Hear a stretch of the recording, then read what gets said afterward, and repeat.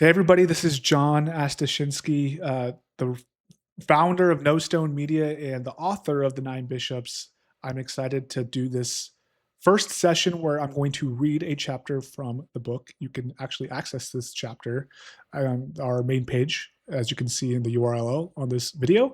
And I'm just going to do a read and I'll talk a little bit about it as I go through. And I hope you enjoy this series. I plan on doing more if you all are interested. So, this is the original cover for the Nine Bishops. This was actually made by my brother a few years back, and I'm excited to announce that there's going to be a new cover coming soon in the next few months, and I can't wait to share it with you when we do the release for the second edition, which has pretty substantial edits, and you'll be able to see that here. So let's go on.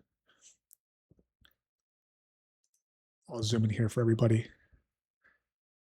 The prologue effectively is called The Storyteller. Winter had come down hard on Seamost, the harshest anyone could remember. In a lodge in nowhere of importance, the wind rattled the boards and set the whole building creaking, and the cold found its way through wool and skin alike. Anyone with sense stayed by a fire and waited for the storm to pass. Most of people would have called it a terrible day. The storyteller thought it was a perfect one. On a day like this, when there was nowhere to go and nothing to do, even the most restless soul in Seamos might sit still long enough to hear a story. A fire crackled in the hearth. Two people sat close beside it. One was the storyteller, wrapped head to toe against the cold, covered so thoroughly that nothing of the storyteller's face could be seen. The other was a girl of 8 who was not bundled up at all. The girl had just come in from playing in the snow over the storyteller's protests, and the playing had worked up her blood. She wore a long summer dress, which was no way at all to dress for the weather. If it had been up to the storyteller, she would never have allowed it out in it. Her name was Inessa. She had rich brown hair, sparkling green eyes, and a face still red from running in the snow.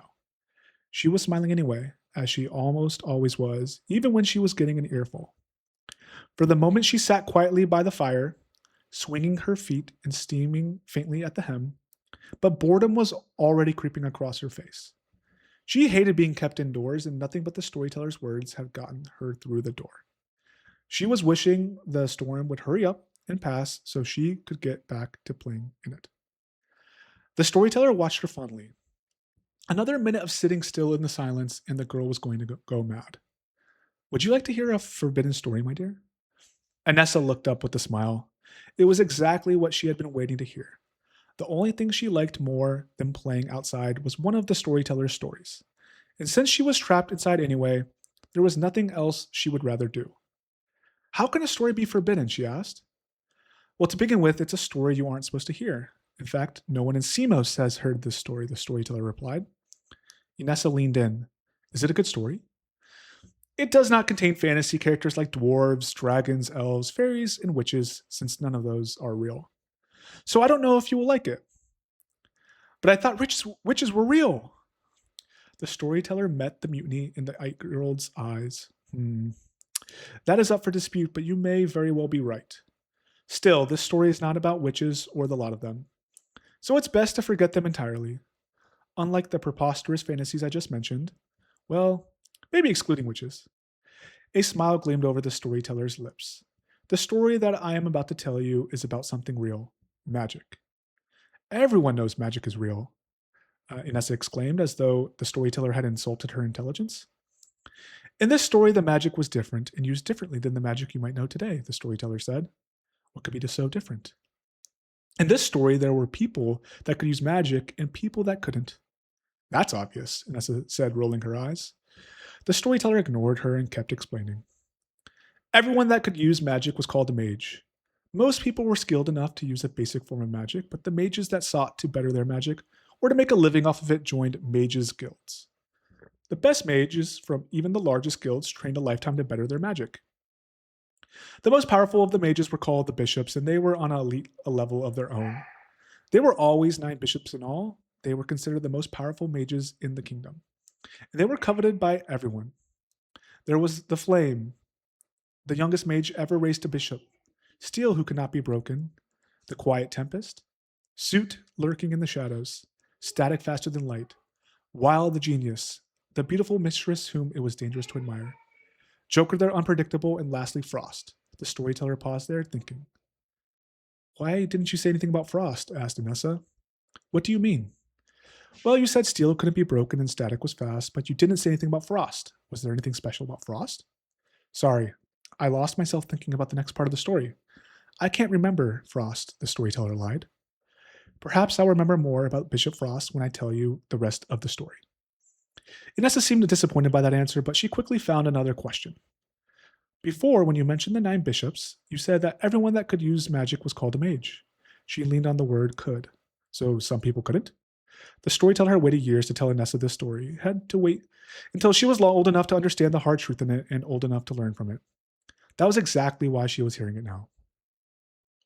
A majority of the population could use magic to varying degrees, the storyteller reminded her, but some people weren't mages at all. About 1 out of every 5 children was born without magic. Parents that could use magic had children that could use magic. The people that could not use magic never married mages. Why didn't mages ever marry people that couldn't use magic? The storyteller reached for the plainest words. It was considered taboo.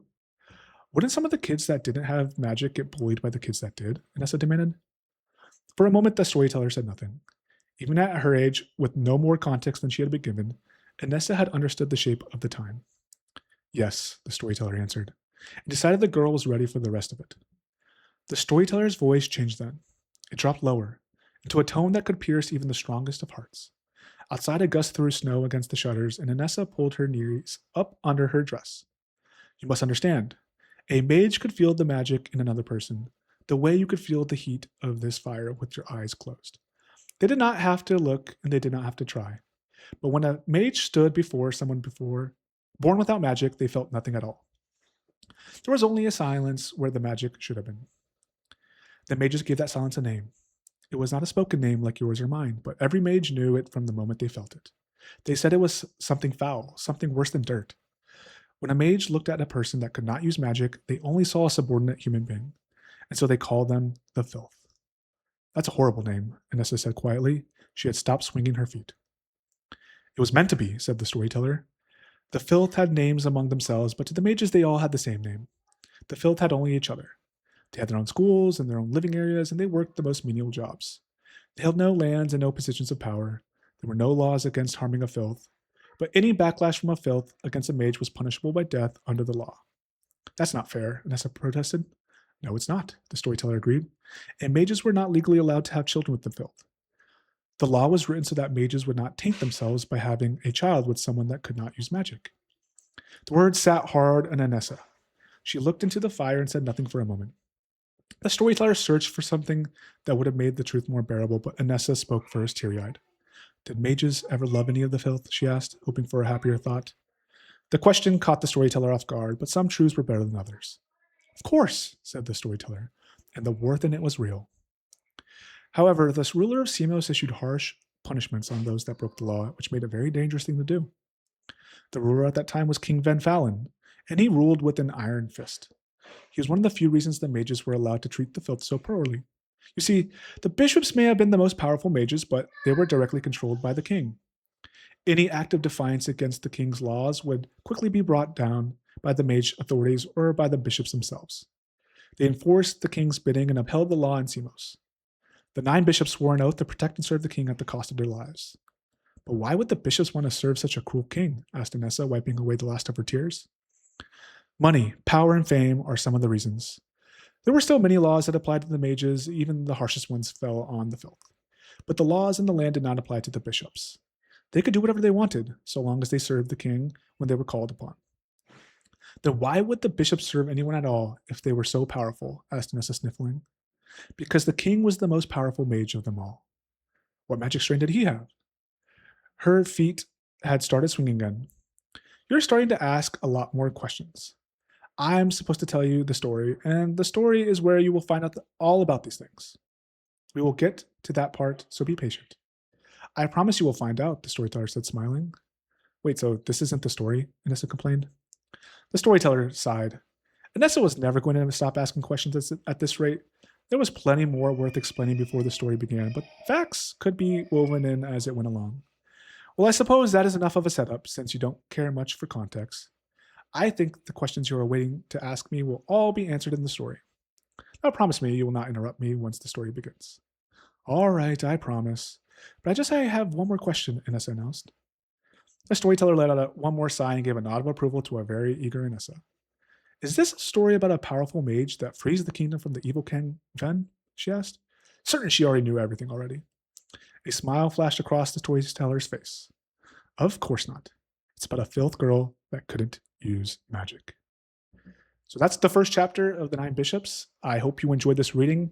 If you really want to know more, feel free to visit nostonemedia.com. You can download the sample, and you can also request an advanced reader copy now. So please like and subscribe, leave a follow. It really helps, and I will continue to do more if you all request it.